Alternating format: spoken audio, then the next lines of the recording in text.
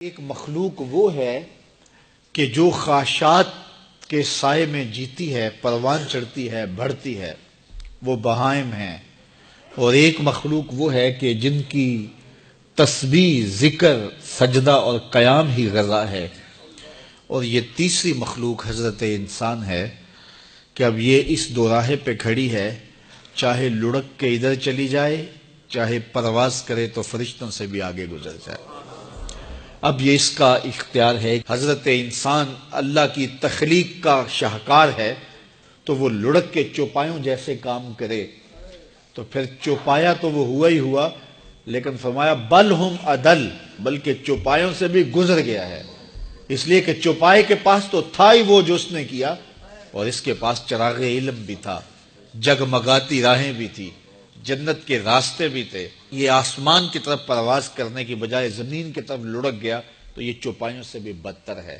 اور اگر یہ دوسرا راستہ جو کہکشاؤں سے بھرا ہوا راستہ ہے، نور و نکھت سے سجا ہوا راستہ ہے، اس خیر کی راہ پہ گامزن ہوتا ہے تو پھر فرشتے بھی اس کی قسمت پہ رش کرتے ہیں، پھر فرشتوں سے بھی آگے گزر جاتا ہے۔ یہ اللہ تعالیٰ نے ہر طرح سے راہیں اس کے لیے اجال دی ہیں، فطرتاً بھی اور انبیاء اور رسل کے ذریعے بھی، کتب کے ذریعے بھی، صحیفوں کے ذریعے بھی، مصلحین کے ذریعے سے، عقل و فہم جو دیا گیا اس کے ذریعے سے۔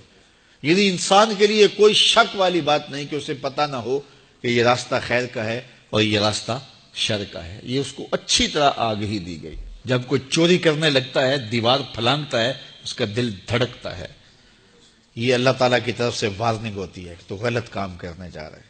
جب کوئی ڈاکہ مارنے لگتا ہے، ناکہ لگا کسی کو روکتا ہے تو اس کا دل ڈرتا ہے کہ تو جرم کر رہا ہے۔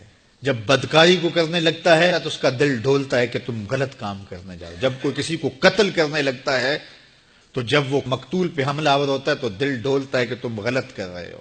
حتیٰ کہ دیوار رکھتے ہوئے ہمسائے کے 2 انچ بھی دبانے لگے تو دل ڈولتا ہے کہ تم غلط کر رہے ہو۔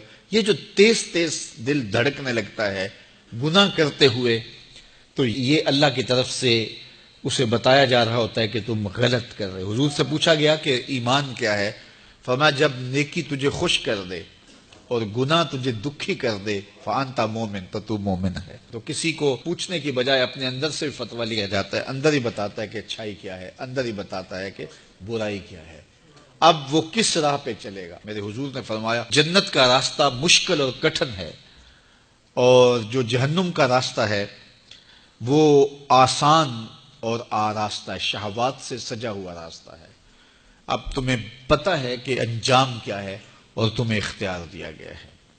بعض لوگ اختیار کو اللہ کی رضا سمجھ لیتے ہیں، تو یہ بات جانیے کہ اللہ کی رضا میں اور اس کی مشیت میں بڑا فرق ہے۔ بعض لوگوں کی رسی اللہ نے دراز کی ہوتی ہے تو لوگ کہتے ہیں اللہ راضی نہیں ہے تو ایسا کیوں ہے؟ یہ کون سی کہانی ہوئی؟